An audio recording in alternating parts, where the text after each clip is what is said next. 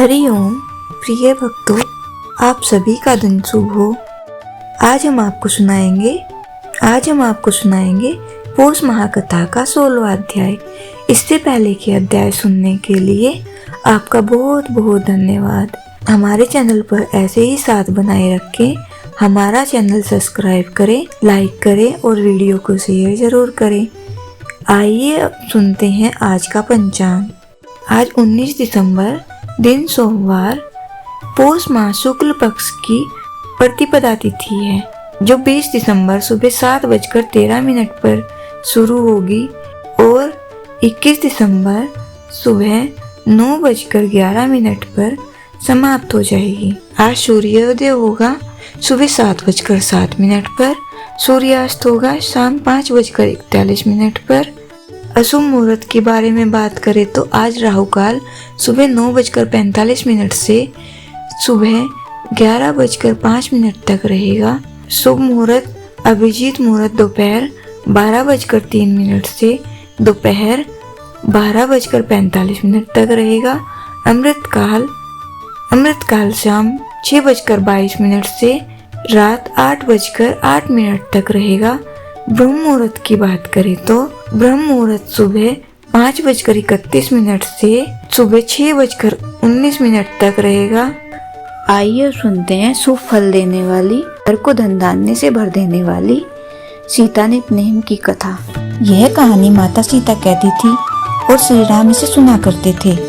एक दिन श्री राम भगवान को किसी काम के लिए बाहर जाना पड़ गया तो सीता माता कहने लगी कि भगवान, मेरा तो 12 वर्ष का नित्नेम है, अब आप बाहर जाएंगे तो मैं अपनी कहानी किसे सुनाऊंगी। श्री राम ने कहा कि तुम कुएं की पाल पर जाकर बैठ जाना, वहाँ जो औरतें पानी भरेंगी उन्हें अपनी कहानी सुना देना।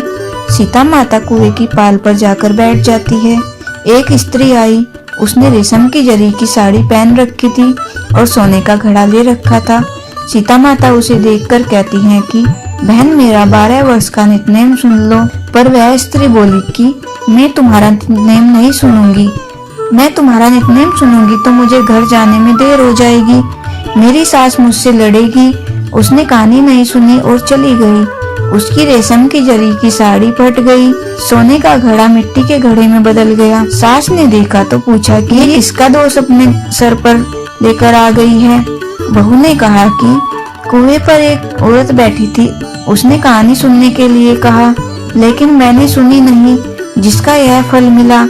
बहू की बात सुनकर अगले दिन वही साड़ी और घड़ा लेकर सास कुएं की पाल पर गई। सास को वहीं माता सीता बैठी मिली और माता सीता ने कहा कि बहन, मेरी कहानी सुन ले। सास बोली कि एक बार छोड़, मैं तो 4 बार कहानी सुन लूंगी।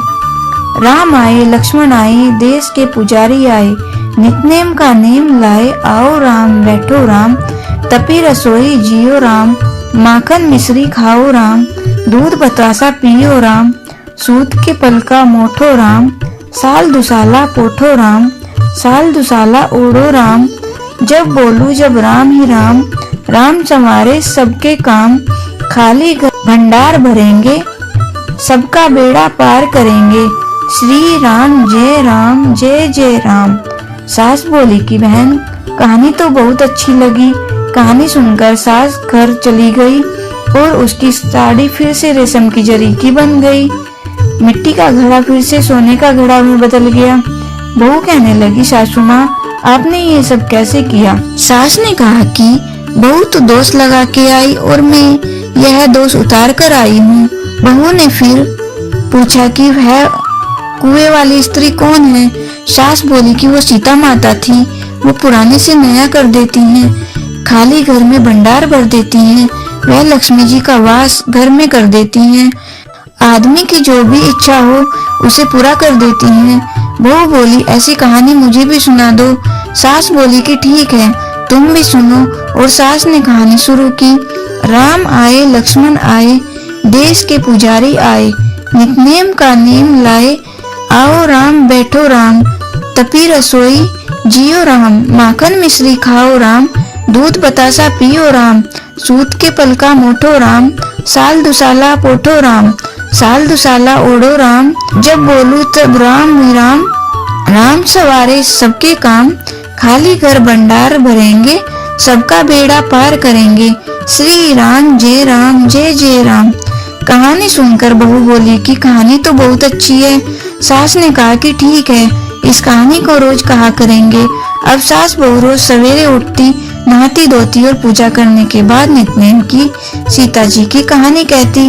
एक दिन उनके यहाँ एक पड़ोस की औरत आई और बोली कि बहन जरा सी आँच देना। तो वह बोली कि आँच तो अभी हमने जलाई ही नहीं। पड़ोसन ने कहा कि तुम सुबह 4 बजे उठकर क्या कर रही हो? फिर उन्होंने कहा कि सुबह उठकर हम पूजा करते हैं, फिर सीता नित्यनेम की कहानी कहते हैं। पड़ोसी ने उनकी बात सुनकर फिर कहा कि सीता माता की कहानी कहने से मुझे तुम्हें क्या मिला? वे बोली कि उनकी कहानी कहने से घर में भंडार भर जाते हैं, सारे काम सिद्ध हो जाते हैं, मन की इच्छा भी पूरी हो जाती है। पड़ोसन कहती है कि बहन ऐसी कहानी तो मुझे भी सुना दो। फिर वह बोली कि ठीक है, तुम भी यह कहानी सुन लो। राम आए लक्ष्मण आए, देश के पुजारी आए, नित्यनेम का नेम लाए। आओ राम बैठो राम, तपी रसोई जियो राम, माखन मिश्री खाओ राम, दूध बतासा पियो राम, सूत की पलका मोठो राम, साल दुसाला पोठो राम, साल दुसाला ओढ़ो राम, जब बोलू जब राम ही राम, समारे सबके काम, खाली घर भंडार भरेंगे, सबका बेड़ा पार करेंगे। श्री राम जय जय राम। सारी कहानी सुनने के बाद पड़ोसन कहने लगी, बहन कहानी तो मुझे बहुत अच्छी लगी। अब वह पड़ोसन भी नित्यनेम सीता माता की कहानी कहने लगी। कहानी कहने से सीता माता ने पड़ोसन के भी भंडार भर दिए। हे सीता माता, जैसे आपने उनके भंडार भरे, वैसे ही आप हमारे भी भंडार भरना, कहानी सुनने वाले के भी और कहानी कहने वाले के भी। बोलिए सीता माता की जय। श्री राम जय जय राम। आइए अब सुनते हैं कथा का 16वां अध्याय। श्री नारायण बोले, हे महाप्राज्ञ, हे नारद वाल्मीकि ऋषि ने जो परम अद्भुत चरित्र दृढ़ धनुआ राजा से कहा, उस चरित्र को मैं कहता हूँ, तुम सुनो। वाल्मीकि ऋषि बोले, हे दृढ़ धनुवन, हे महाराज, हमारे वचन को सुनिए। गरुड़ जी ने केशव भगवान की आज्ञा से इस प्रकार ब्राह्मण श्रेष्ठ से कहा। गरुड़ जी बोले, हे द्विश्रेष्ठ, तुमको 7 जन्म तक पुत्र का सुख नहीं है। यह जो वचन हरि भगवान ने कहा, सो इस समय तुमको वैसा ही है। फिर भी कृपा से स्वामी की आज्ञा पाकर मैं तुमको पुत्र दूंगा। हे तपोधन, हमारे अंश से तुमको पुत्र होगा। जिस पुत्री से गौतमी के साथ तुम मनोरथ को प्राप्त करोगे, किंतु उस पुत्र से होने वाला दुख तुम दोनों को अवश्य होगा। हे द्विशार्दुल, तुम धन्य हो जो तुम्हारी बुद्धि हरि भगवान में हुई। हरि भक्ति सकाम हो अथवा निष्कात्मक हो, हरि भगवान को दोनों ही प्रिय हैं। मनुष्य का शरीर जल के बुदबुद के समान क्षण में नाश होने वाला है। इस शरीर को प्राप्त कर जो हृदय में हरि के चरण का चिंतन करता है, वह धन्य है। इस अत्यंत दुस्तर संसार से तारने वाले हरि भगवान के अलावा दूसरा और कोई नहीं है। यह हरि भगवान की ही कृपा से मैंने तुमको पुत्र दिया है। हरि मन में श्री हरि का धारण कर सुखपूर्वक विचारों और उदासीन भावों से संसार के सुखों को भोगो। वाल्मीकि ऋषि बोले, गौतमी और सुदेव दोनों स्त्री पुरुष के देखते देखते उत्तम वर को देकर उसी समय गरुड़ पर सवार होकर भगवान हरि शीघ्र ही वैकुंठों को चले गए। सुदेव शर्मा भी स्त्री के साथ अपने मन के अनुसार पुत्र रूप वर को पाकर अपने घर को आया और उत्तम गृहस्थाश्रम के सुख को भोगने। कुछ समय बीतने के बाद गौतमी को गर्भ रहा और 10वां महीना प्राप्त होने पर गर्भ पूर्ण हुआ। प्रसूति काल आने पर गौतमी ने उत्तम पुत्र पैदा किया और पुत्र के होने पर सुदेव शर्मा बहुत प्रसन्न हुआ। श्रेष्ठ ब्राह्मणों को बुलाकर जात कर्म संस्कार किया और अच्छी तरह स्नान कर ब्राह्मण श्रेष्ठ सुदेव शर्मा ने उन ब्राह्मणों को बहुत दान दिया। ब्राह्मण और स्वजनों के साथ बुद्धिमान सुदेव शर्मा ने नामकरण संस्कार किया। कृपालु गरुड़ जी के प्रेम से यह पुत्र हुआ था। शरतकालीन चंद्रमा के समान उदय को प्राप्त तेजस्वी है, सुख के सदृश है, इसलिए मेरा यह प्रिय पुत्र सुखदेव नाम वाला हो। माता के मन को आनंद देने वाला वह पुत्र पिता के मनोरथों के साथ साथ शुक्ल पक्ष के चंद्रमा के समान बढ़ने लगा। पिता ने हर्ष के साथ उपनयन संस्कार कर गायत्री मंत्र का उपदेश दिया। बाद वह बालक वेदांग संस्कार को प्राप्त कर ब्रह्मचर्य व्रत में स्थित हुआ। उस ब्रह्मचर्य के तेज से युक्त बालक साक्षात दूसरे सूर्य के समान शोभित हुआ। बुद्धि सागर उस बालक ने वेद का अध्ययन प्रारंभ किया। उस सुवत्सल बालक ने सद्बुद्धि से अपने गुरु को प्रसन्न किया और गुरु के एक बार कहने मात्र से समस्त विद्या को प्राप्त किया। वाल्मीकि बोले, एक समय कोटि सूर्य के समान प्रभाव वाले देवल ऋषि आए। उनको देखकर हर्ष से सुदेव शर्मा ने दंडवत प्रणाम किया। अर्घ्यपाद आदि से विधि पूर्वक उन देवल मुनि की पूजा की और महात्मा देवल के लिए आसन दिया। अति तेजस्वी देवदर्शल देवल ऋषि उस आसन पर बैठ गए। बाद अपने चरणों पर बालक को गिरे हुए देखकर देवल ऋषि बोले, अहो हे सुदेव, तुम धन्य हो, तुम्हारे ऊपर भगवान प्रसन्न हुए, क्योंकि तुमने दुर्लभ सुंदर श्रेष्ठ पुत्र को प्राप्त किया है। ऐसा विनीत बुद्धिमान, बोलने में चतुर, वेद पाठी और शीलवान पुत्र कहीं भी किसी के यहाँ नहीं होगा। हे पुत्र, यहाँ आओ, तुम्हारे हाथ में यह कोतुल क्या देखता हूँ? सुंदर छत्र, दो चामर, यवरेखा के साथ कमल जानू, एक लटकने वाला हाथी के सूंड के समान ये तुम्हारे हाथ कान तक फैले हुए विशाल लाल नेत्र, शरीर गोल आकार का, त्रिवली से युक्त पेट है। इस प्रकार उस बालक के विषय में कहकर उस ब्राह्मण को उत्कंठित देख देवल ऋषि फिर बोले, अहो हे सुदेव, यह तुम्हारा लड़का गुण का समुद्र है। कंधा और कोक का संधि स्थान गूढ़ है।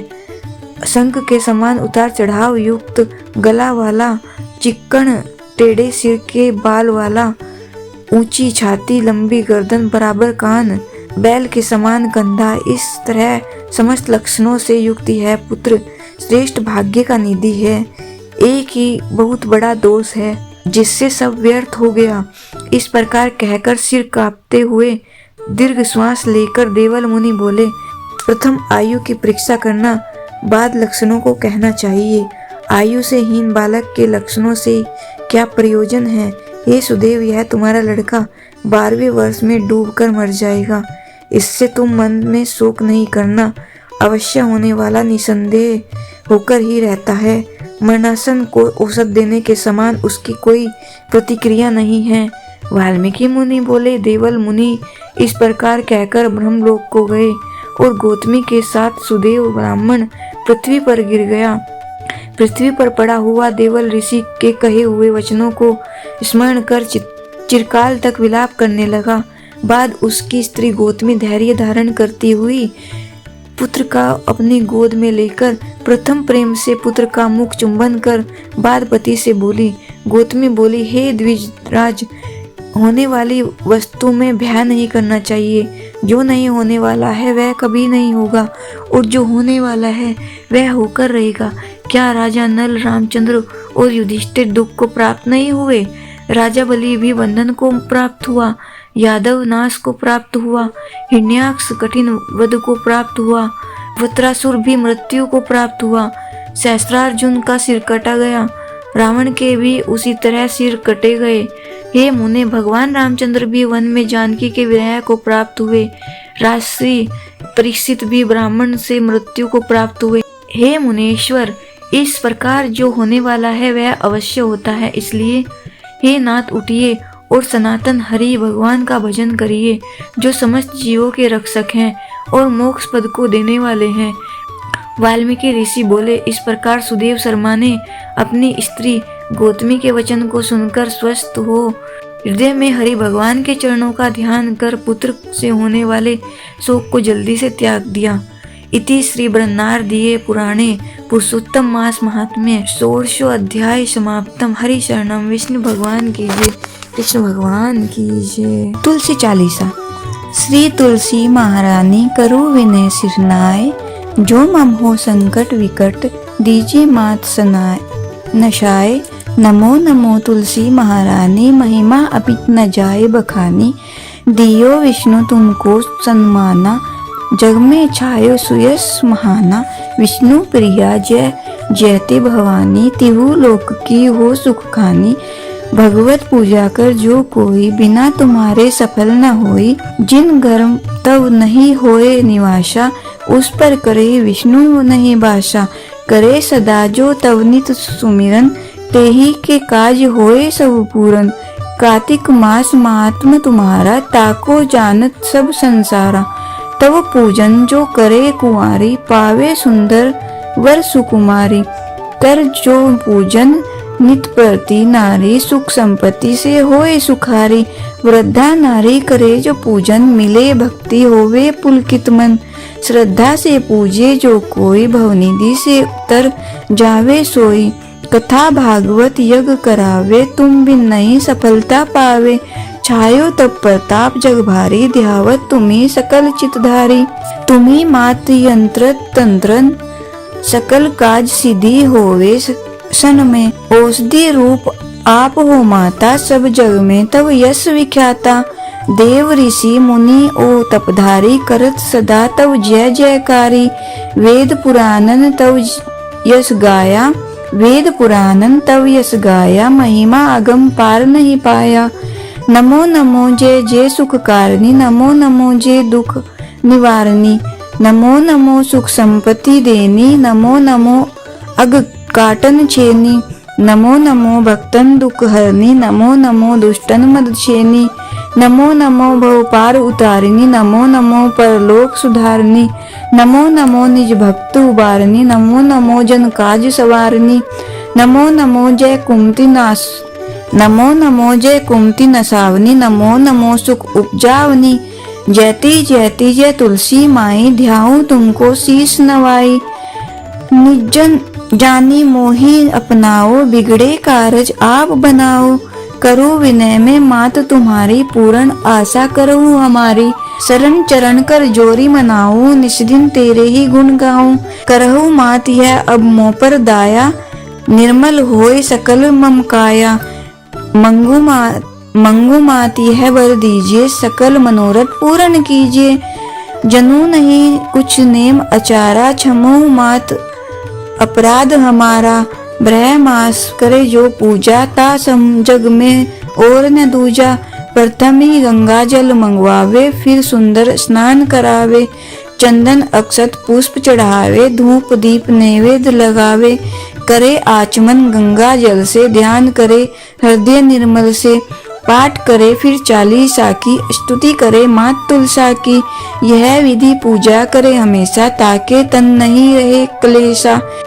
करे मास कार्तिक का साधन, सोवे नित पवित्र सिद्ध हुई जाही। हे यह कथा महासुखदाई, पढ़े सुने सो भवतर जाई। तुलसी मैया तुम कल्याणी, तुम्हारी महिमा सब जग जानी। भाव न तुझे मान नित नित ध्यावे, गा गा कर माँ मुझे रिझावे। यह श्री तुलसी चालीसा पाठ करे जो कोई, गोविंद सो फल पावे जो मन इच्छा होए। जय जय तुलसी माता मैया, जय तुलसी माता। सब जग की सुख दाता, सबकी वर माता। मैया जय तुलसी माता। सब योगों से ऊपर, सब रोगों से ऊपर। रज से रक्षक करके सबकी भव त्राता। मैया जय तुलसी माता। बटुपुत्री है श्यामा, सुरबल्ली है ग्राम्या। विष्णु प्रिय जो नर तुमको सेवे, सो नर तर जाता। जय तुलसी माता मैया, जय तुलसी माता। हरि के शीस विराजत, त्रिभुवन से हो वंदित। पतित जनों की तारिणी, तुम हो विख्याता। मैया जय तुलसी माता। लेकर जन्म विजन में आई, दिव्य भवन में। मानव लोग तुम्हीं से सुख संपत्ति पाता। मैया जय तुलसी माता। हरि को तुम अति प्यारी, श्याम वर्ण सुकुमारी।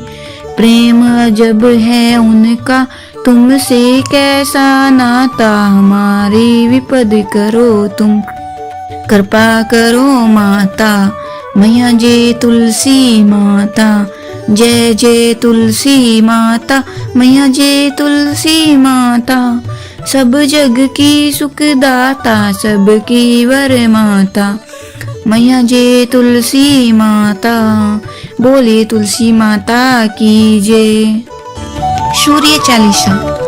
कनक बदन कुंडल मकर, मुक्ता माला अंग, पद्मासन स्थिर ध्याये शंख चक्र के संग। जय सविता जय जयति दिवाकर, सहस्रांशु सप्ताश्वर तिमिर हर, भानु पतंग मारीची, भास्कर सविता हंस सुनूर, विभाकर विश्वान, आदित्य विकर्तन, मार्तंड हरि रूप विरोचन। अंबर मणि खग रवि कहलाते, वेद हिरण्य गर्भ कह गाते। सहस्रांशु प्रद्योतन, कही कही मुनिगण होत, प्रसन्न मोदल ही अरुण सदर्श। सारथी मनोहर हाकत है साता, चढ़ी रथ पर मंडल की महिमा अति न्यारी। तेज रूपी केरी बलिहारी, उच्चे श्रवा दर्शस है जोते, देखी पुरंदर लज्जित होते। मित्र मरीचि भानु अरुण भास्कर सविता, सूर्य अर्क खग कलिहर पूषा रवि। आदित्य नामले हिरण्य गर्भाए, मने कही के द्वादश नाम प्रेम सो गावे। मस्तक 12 बार नवावे, 4 पदार्थ सो जन पावे। दुख दरिद्र अगपुंज नसावे, नमस्कार को चमत्कार यह, विधि हरिहर को कृपा सार यह। शैवे भानु तुम ही मन लाई, अष्ट सिद्धि नवनिधि ते ही पाई। 12 नाम उच्चारण करते, सहज जन्म के पातक टरते। उपाख्यान जो करते तव जन, रिपु सो जम लहते सोते ही छन। छन सुत जुत बढ़तु है, प्रबल मोह को फंद कटतु है। अर्क शीश को रक्षा करते, रवि ललाट पर नित्य बिहरते। सूर्य नेत्र पर नित्य विराजते, कर्ण देश पर दिनकर छाजते। भानु नसिका वास करहु नित, भास्कर करत सदा मुख को हित। ओट रहे पर्जन्य हमारे, रसना बीच क्षण बस प्यारे। कंठ सुवर्ण रेत की शोभा, तिग्म तेजस कांधे लोभा। उषा बाहु मित्र पिटी पर, त्वष्टा वरुण रहम शूष्ण कर। युगल हाथ पर रक्षा कारण, भानुमान उर शर्म बसत नाभि। आदित्य मनोहर कटी में हंस हरत मन मुदभर। जंगा गोपति सविता बासा, गुप्त दिवाकर करत हुलासा।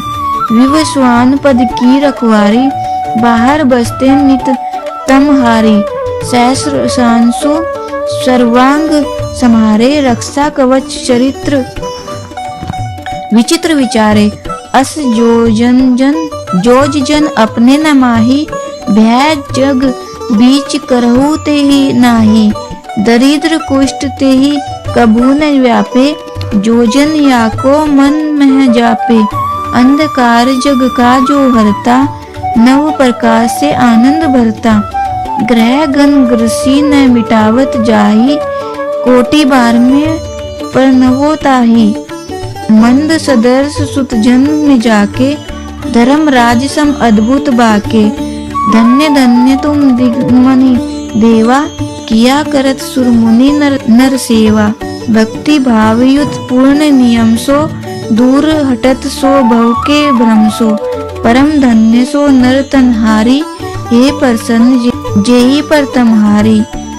अरुण माघ में सूर्य फाल्गुन, मद वेदानाम रवि उदय। भानु उदय वैशाख गिनावे, ज्येष्ठ इंद्र आषाढ़ रवि गावे। यम भादो अश्विन हिमरेता, कार्तिक होत दिवागर नेता। अगहन बिन विष्णु है पुसही, पुरुष नाम रवि है मलमासी। भानु चालीसा प्रेम युत, गावई जे नर नित्य। सुख संपत्ति लहे विविध, होई सदा कृत कृत्य। बोलिए सूर्य भगवान की जय। जय सूर्य भगवान, जय सूर्य भगवान, जय हो दिनकर भगवान, जगत के नेत्र स्वरूपा, तुम हो त्रिगुण स्वरूपा, धरत सब ही तब ध्यान, ओम जय सूर्य भगवान। सारथी अरुण है प्रभु तुम, श्वेत कमल धारी, तुम चार भुजाधारी, अश्व हैं सात तुम्हारे, कोटि किरण पसारे, तुम हो देव महान, ओम जय सूर्य भगवान। उषा काल में जब तुम उद्याचल आते, सब तब दर्शन पाते, फैलाते उजियारा, जागता तब जग सारा, करे सब तब गुणगान, ओम जय सूर्य भगवान। संध्या में भुवनेश्वर अस्ताचल जाते, गोधन तब घर आते, गोधूली बेला में हर घर हर आंगन में हो तब महिमा गान, ओम जय सूर्य भगवान। देव धनुज नर नारी, ऋषि मुनिवर भजते, आदित्य हृदय जपते, श्रोत्र के ये मंगलकारी, इसकी है रचना न्यारी, दे नव जीवन दान, ओम जय सूर्य भगवान। तुम हो त्रिकाल रचयिता, तुम जग के आधार, महिमा तब अपरंपार, प्राणों का सिंचन करते, भक्तों को अपने देते, बल बुद्धि और ज्ञान, ओम जय सूर्य भगवान। भूचर जलचर खेचर, सबके हो प्राण तुम्हें, सब जीवों के प्राण तुम्हें, वेद पुराण बखाने, धर्म सभी तुम्हें माने, तुम ही सर्वशक्तिमान, ओम जय सूर्य भगवान। पूजन करती दिशाएं, पूज दस दिक्पाल, तुम भुवनों के प्रतिपाल, ऋतुए तुम्हारी दासी, तुम शाश्वत अविनाशी, शुभकारी अंशुमान, ओम जय सूर्य भगवान। जय सूर्य भगवान, जय हो दिनकर भगवान, जगत के त्रिनेत्र स्वरूपा, तुम हो त्रिगुण स्वरूपा, धरत सब ही तब ध्यान, ओम जय सूर्य भगवान। सूर्य भगवान की जय, विष्णु भगवान की जय।